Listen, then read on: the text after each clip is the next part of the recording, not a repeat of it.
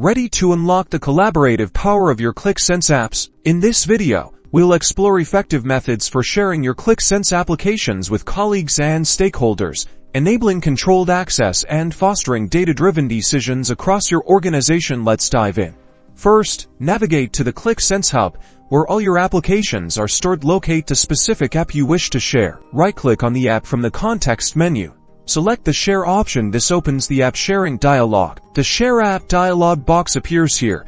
You can search for specific users or groups within your organization to grant access. Once you've selected your desired recipients, you can determine their permission levels. Choose between Can View, allowing read-only access, or Can Edit, granting the ability to modify the app. Alternatively, you can generate a direct link to the app. Click the Copy Link button to copy the URL to your clipboard. You can then paste this link into an email, a chat message, or any other communication channel to easily share the app.